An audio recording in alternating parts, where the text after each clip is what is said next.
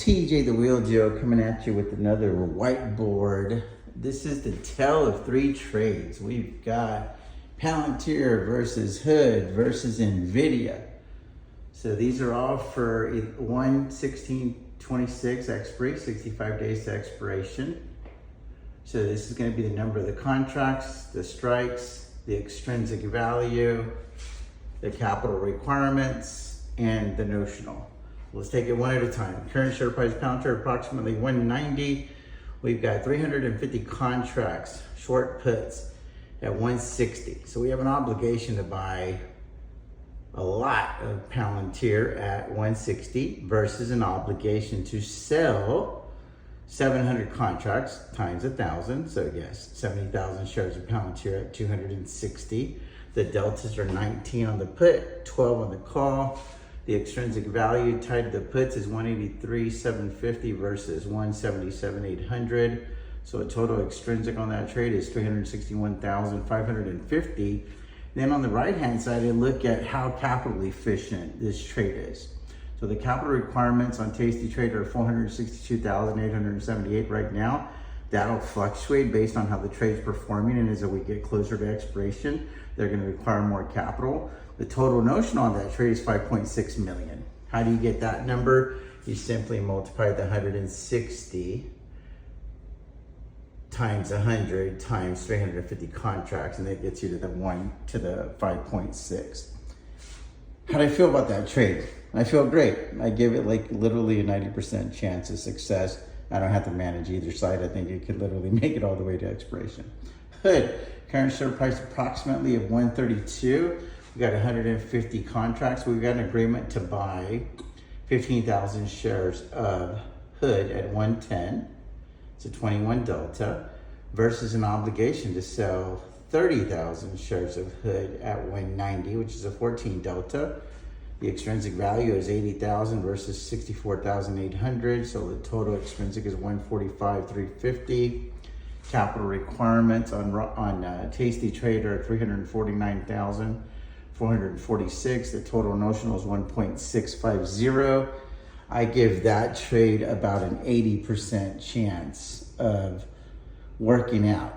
So let's talk about what's the easy side, what's the hard side. I think on Palantir, the easy side is 260. The hard side is 160. I feel like the 160 puts can get challenged a lot easier than the 260 calls will get challenged.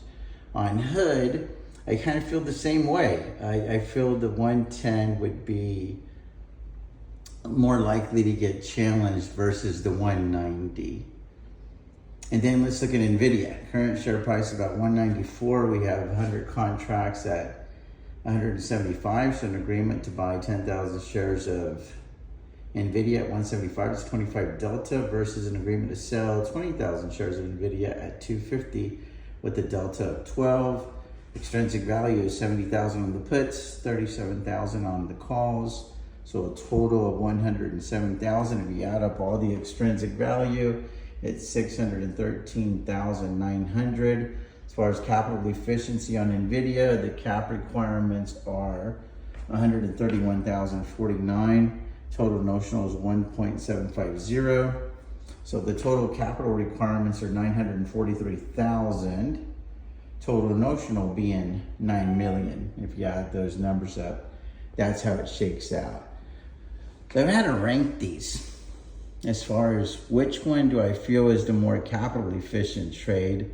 Just looking at it, I think it's pretty obvious that the Nvidia trade is the most capital efficient trade because you got $107,000 of extrinsic value and only utilizing $131,000 of capital required. But that's obviously going to fluctuate. That's going to fluctuate based on how Nvidia is performing, the volatility, and as we get closer to expiration. There's a lot of factors, guys. And I look at these deltas, and I love that the delta on the puts is higher than the delta on the calls, and that's why I have more calls than puts, because I wanted it that way, because I don't think that any of these are going to get challenged. I don't think Palantir is going to go to 260. I do not think Hood is going to go to 190 in the next 65 days.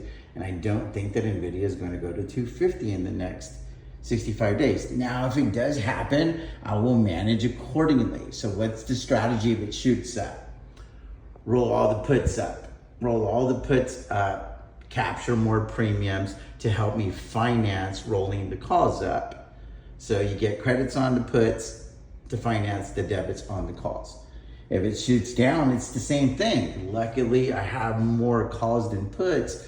So whenever I roll down those calls, I'm gonna collect massive premiums, and that'll help me finance rolling the puts down. So essentially, you roll the uncontested side for credits to finance the contested side for debits. And hopefully you're able to do that for a net positive or pretty close to it. And then you just move the goalpost until you can manufacture the win.